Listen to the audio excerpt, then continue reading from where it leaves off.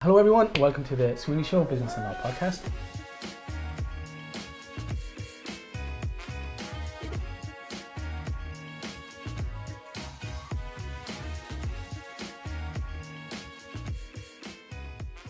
Joining me here today is Niamh Connolly, a CBT therapist of the Mind Gym. That's mindgym.ie. Niamh, you're very welcome.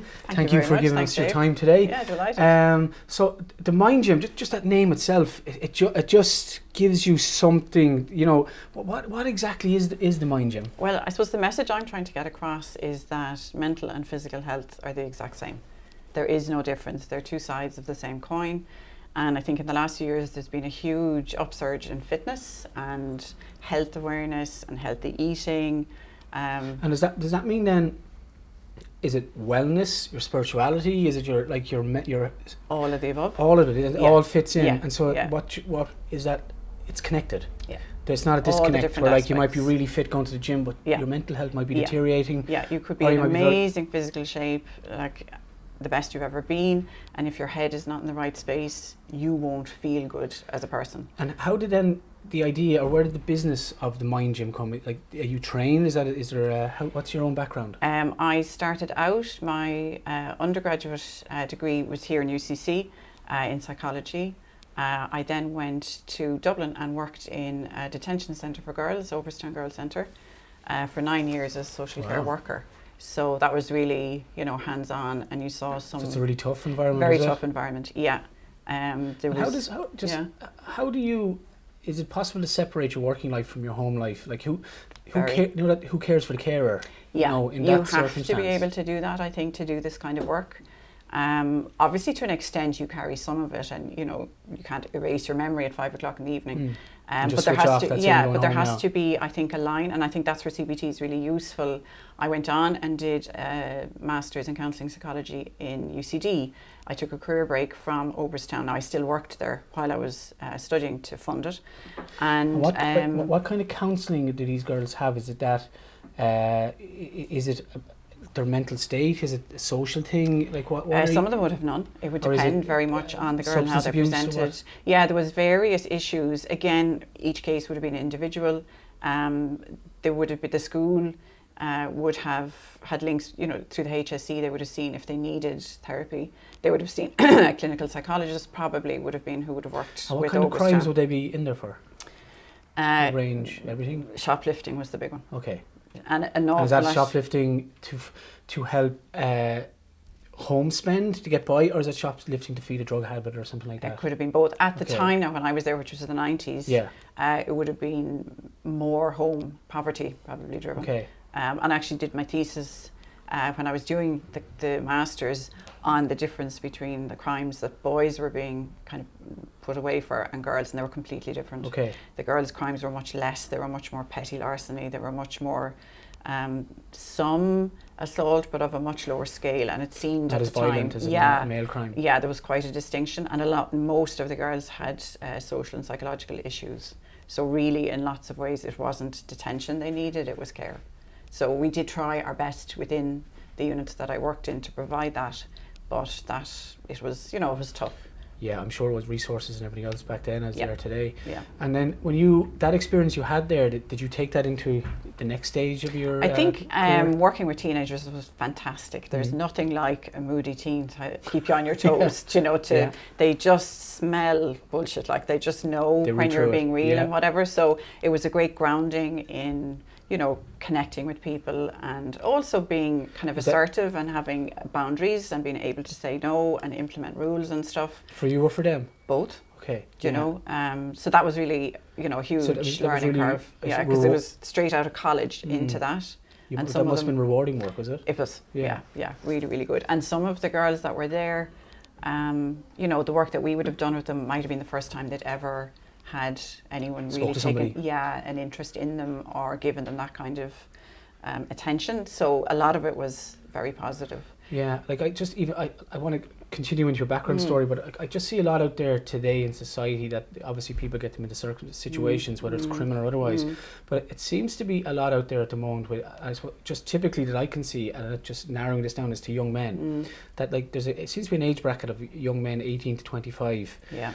where, you know, they're not fully developed. They may be fully developed physically. They look like an adult. But they're quite emotionally or maybe intellectually not there yet. Immature. Do you find that yourself? Do you think that's something hugely, out there now? Yeah, and I think that's the case for both guys and girls. I think that early adulthood, it should have a name. Like puberty has a name, adolescence. The next stage. The navigation of those years, I think, is quite difficult. As you say, they look like they're adults. When we were 18, we thought we knew it all. And to get guidance and to know, like you're trying to work out, what am I going to do with my life? Who likes me? Who do I like? Where do I fit in the world? It's also very difficult. It's across all social classes, isn't it? Absolutely, yeah. You've young men. I just particularly talk about young men who go to school, go to college, and a pathway to work, and they're struggling. You've people that wouldn't have gone to college straight into a working environment. People that can't get work. It just seems to be something out there at the moment. Yeah, hugely, and I think gender stereotyping can play a huge role with that. Where is that an expectation then for the guy to that men are strong and they're tough and they don't cry and all of those expectations. I think that's starting to change. I think there are fantastic guys working in the mental health space that are putting a face to that. You mentioned, we were talking about Graham earlier on. He's the Real World Buddhist. He's fantastic, and he's an exact example of someone who owns their feelings and is not ashamed to say, as a man, that I've cried and I've been low, but he's brought himself back up again, and that's a fantastic message, I think, to get out there for young men, that you can be strong and have feelings. And be vulnerable at the same time. Absolutely, yeah. And where do you think that comes from? Is that an Irish society, a psyche thing? Is it that because our parents, the time back then, and that just transferred? Where do you begin? Yeah, it goes back over the generations. I mean, it's a biological thing. If you think of our evolution, man, the hunter-gatherer, task-oriented, you had a particular job.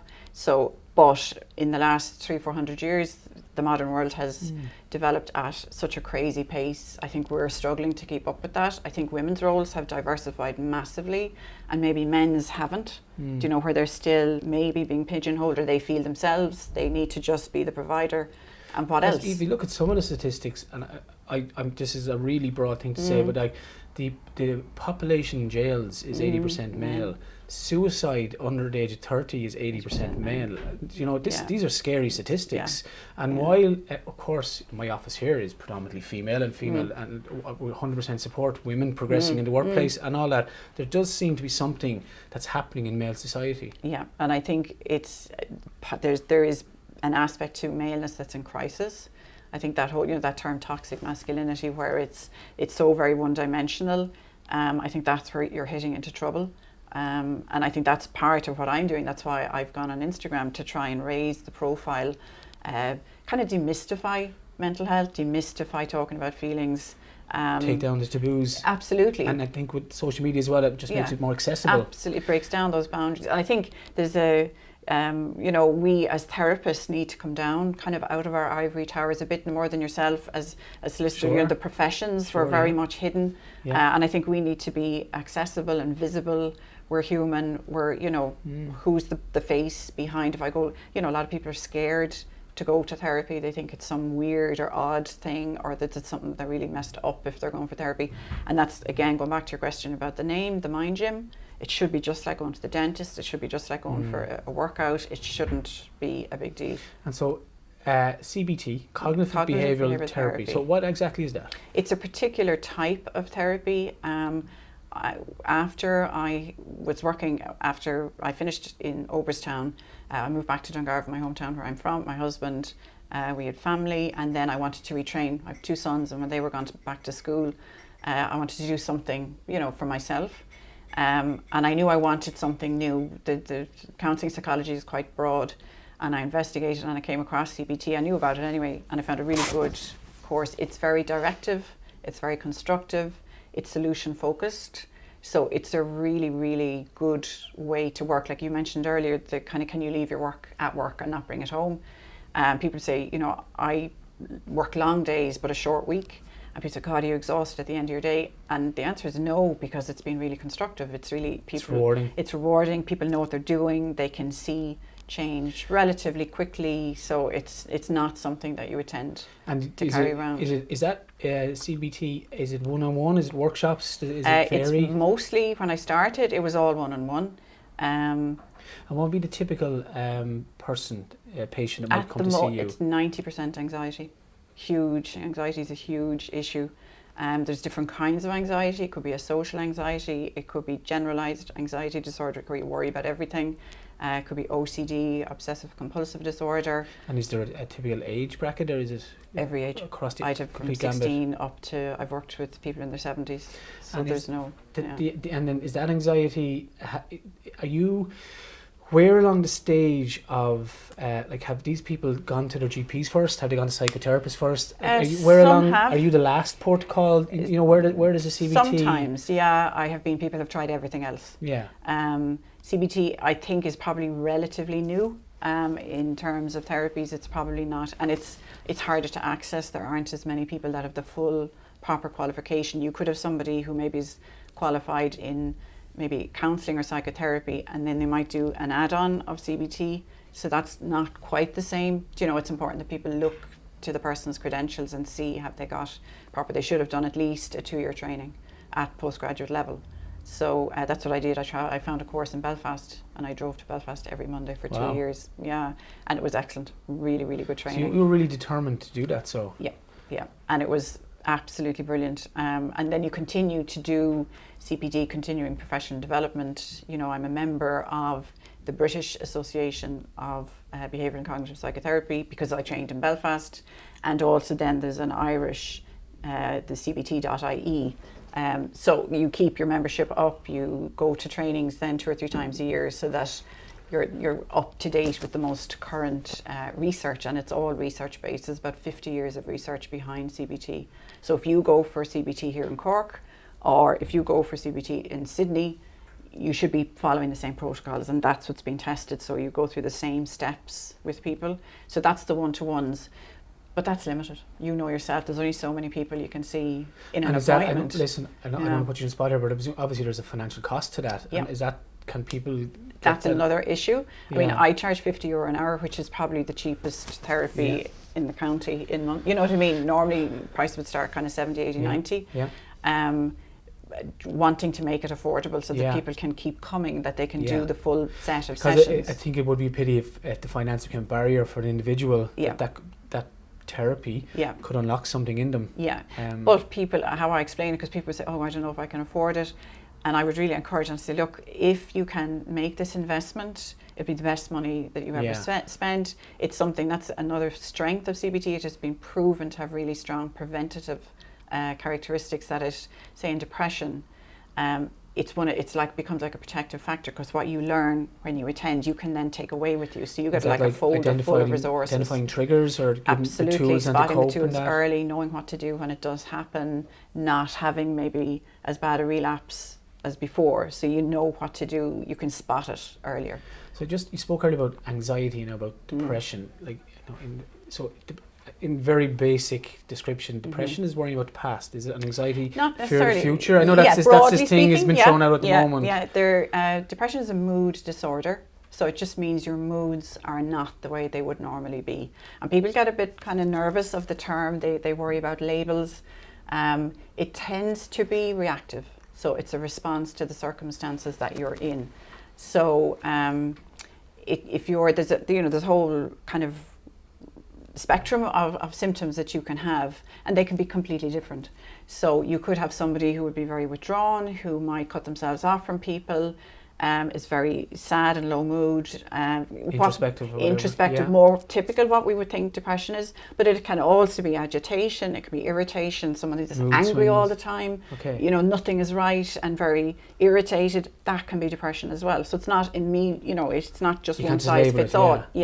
So you would have to work out which, what exactly you're dealing with, and then in CBT you tailor it to the exact issues that the person brings in. So you might come with depression and say, I'm withdrawn, and we would work on that. Somebody else would come with depression and say, I'm very irritable and snapping and my relationships are in trouble, and we would work on that. So we tailor it to the individual. Is anxiety then a form of depression, or No, it is. Anxiety then would be an anxiety disorder where you're in threat mode all the time. Okay. So your alarm system is being turned on when it doesn't need to be turned on. You see risk maybe where there is no risk, or maybe where there is risk, and I use the term risk lightly. It could be an exam or a job interview. You're not able to handle it. So it's understanding how that happens and then explaining why that happens. And then you'd work out which kind of anxiety we're dealing with. Is it a social anxiety where you might fear being judged? And where does self-esteem fit in all that? It tends to be hammered because, say with depression, if you've been isolated or low or withdrawn, you might not be connecting with people. Depression is kind of like you're looking through a filter where everything is negative. So even if somebody maybe asks you for coffee, you might think, oh, they're only feeling sorry for me. They don't really want to meet with me. So your self-esteem would tend to be low. It can be an outcome of depression, or it could be a cause of depression. Is there tools then to kind of improve self-esteem for people? Or? Yeah, the C is cognitive, so we work on the cognitions, which is the thinking, and B is the behaviours. So particularly with anxiety, we look at the thoughts that are happening. So somebody might think a typical anxiety thought would be, I can't cope, or something terrible is going to happen, I'm overwhelmed. So say, for example, I said I would work with someone and they'd say, oh, I'm afraid such and such thing is going to happen. I was working with in a group, I was doing a group for anxiety there last year, and someone's a young mum, she's 3 kids under 5, she said, I'm really worried, they're all going to get sick, my husband is going to have the flu, my mother-in-law, what if she gets sick then as well, and it'll be a catastrophe. And she was in this heightened state then, her catastrophizing. And I said to her, would you bet €50 that that's going to happen? All of those things. And she went, no, probably not. So that tells us straight away it's not a rational thought, it's not matching reality. And this is what we're inclined to do. We go off on a loop. If we have a thought, we're inclined to believe the thought is true, rather than going, hang on a second, what's the likelihood of that happening? So you work on the thinking. But that even increases the benefit of having a counselling session where like someone, because you can't see the wood for the trees, you think you're in this, where someone just steps back, not emotionally involved, can just see, listen, like that, it's a really simple thing, would you bet €50? Yeah. Sure, that's not going to happen. And then you go, that gives you a chance to pause. You see, when we're in an emotional state, when we're upset, low, anxious, it's the primitive part of our brain that's in charge. So that's act first, think later. That doesn't, it doesn't stop and work it out. Straight away, Whereas when you ask that question and you stop and think, you're helping the activity in the brain move from the back, and we know this through MRI research, up to the front of the brain, the prefrontal cortex, the decision-making area. Rationale. It's much more sophisticated. If I said to you, what were you doing this day last week? You go, we'd stick you in an MRI. This is how we know this. Yes, the same thing. Yeah. But you had to go into this part of the brain to remember that. And we know that it's very recent research. It's through MRI research. So it's amazing. We're learning all the time. So we want this part of the brain working, not this. Okay. Unless you're actually at threat. And where then, I don't want to put you in the spot with this question, but like, where does medication come into that? Because it can have a role, It seems that, and back to the young men example, or that category of individual, where if they go to their GP, and this is a criticism against GPs, that the first thing seems to be the prescription pad comes out and some kind of medication. And you see, GPs are kind of caught there because they're doctors, and that's their first kind of response is medical. So unless they have somebody that they trust, or unless there's lots of resources, therapy resources maybe in the area, they're caught. So it can be difficult, but there is a role. Definitely, I have no fear of medication. I don't, I wouldn't ever say to someone, you can't take medication, but it's when medication is given only and nothing else with it. It's kind of like you're addressing the symptoms, but you have to get in and address the underlying cause. You do short term rather than long term. Absolutely. But do you think that sometimes medication is an easy remedy? Yeah, it can be just fix me. Maybe overprescribed just to do it. It can be. Again, I would have sympathy for the GPs, because if somebody's sitting in front of them saying, I can't afford to go to therapy, or I don't have time, or they won't, not everybody believes in it or wants to do it or feels capable of doing it. So, their hands are tied to an extent. So we were on your website earlier, mindgym.ie, and you kind of on the very front of it, you kind of have 4 or 5 slides. It seem to have very powerful messages in it, and they're like some of them were positive thinking. Yeah. Is that a trained behaviour? Is that something that positive thinking is not something you got off my website. I am allergic to the phrase positive thinking. That's something on it. Yeah, I bet you if you go back in, it isn't. We're obsessed with being positive. Okay. Life isn't positive. Life's difficult. Life is challenging. It's about being realistic. Okay. Realistic and helpful are the two phrases that I drum into my clients' heads, because you would have, say, if you're if you've just had a bereavement, if your business is like going down the tubes, if you're in a really difficult circumstances, there's no point saying be positive, because it isn't positive. And people then feel there's something wrong with me that I can't put a good spin on this. But can I put a constructive spin on it? Can I find the good or learn the lesson or see how I'm going to get out of it? Does that go back into what we were talking about before about anxiety and embraces? That if you're in a problem, embrace it. Yeah. The solution is within the problem. Yeah. We spend a lot of our time kind of doing this. We get a fear for, I don't want to think about it, and we don't address it. But the problem is still there. It's like putting a Band-Aid on a cut and never taking it off again. Well, I have 4 other things that I thought said in your website. So maybe it's true. Thoughts are not always true. That's a huge thing. Yeah. Just because you think it doesn't mean it's true. We're inclined to believe everything we think as if it's gospel truth. But are you not your thoughts? Yeah. So how do you distinguish?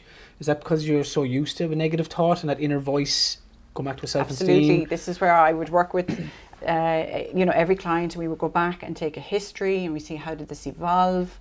What's the background? Was there any particular events that triggered any of this? Maybe there's been bullying or difficult home circumstances, and we see where has your inner voice evolved from, and that's a big part of the work, and that helps as well, kind of adjust it. Would you speak like that to your friend?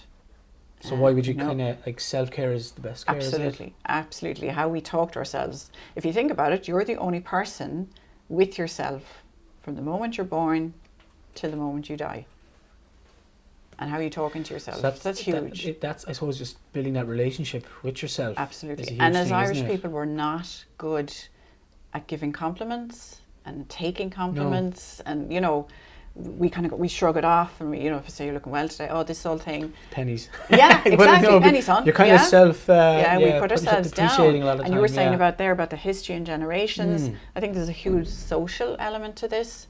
It's not that long that our country was in a civil war. It's not that long we were scrabbling in the ground. We had nothing. We've been through a famine. We've very heavy weights on our shoulders in lots of ways, where you had to keep quiet, you had to keep your head down. We were a colony. There's a lot of social history. I think though it is still quite positive. I know our chat is quite realistic today, but the fact that people like yourself who are now helping people to come out of that way of thinking, that's a real sign of the future, isn't it? Huge, very. And that's again where a platform like Instagram can be really useful, because you can put this stuff out there and go, no, life isn't positive. And when I put up a post like that, the response that comes in the DMs is huge, and people go, thank you for saying that. I was just trying to talk myself into something, and do you feel responsibility now about things that go on your Instagram page? Well, you have to. And this is where I think the qualifications are important. Yeah. And I stress in it that the work I do one-to-ones, and then bringing that, the general element is what I bring into the workshops that I've started doing, that it's from a professional perspective. The personal experience is very important, and I include that in my workshops. I have amazing people talking on the panels, but I think it should be coming from a professional point of view. There should be somebody with a proper qualification if they're talking about this in depth. Sure. And I think that's something we need to be wary of. And if there's someone out there that might be watching this and maybe feeling that way, anxious, is there any advice you could give them? Because that's a question I get a lot. Should I go for therapy? What do you think? I'm thinking about it. If you're thinking about it, it probably means there's something there that you could do with support with. It's kind of like saying, look, I have a pain in my tooth, should I go to the dentist? Probably. Now, there's loads of links and resources through my website that people can read. They'll get a good taste of it. If they're trying to put that stuff into practice, maybe they buy a workbook and they go through it. There's workbooks linked in there. They're only €6 or €7. It's not expensive. And they're still struggling with something, definitely go for a few sessions. It'll be the best money ever spent. Yeah. Niamh, thank you so much for joining us today. It's been really informative. If people want to contact you, mindgym.ie, Instagram, Facebook. Mark will put your details up on the screen here. Thank you so much, and we wish you all the best in the future. Brilliant. Thank you very much. Thanks, David.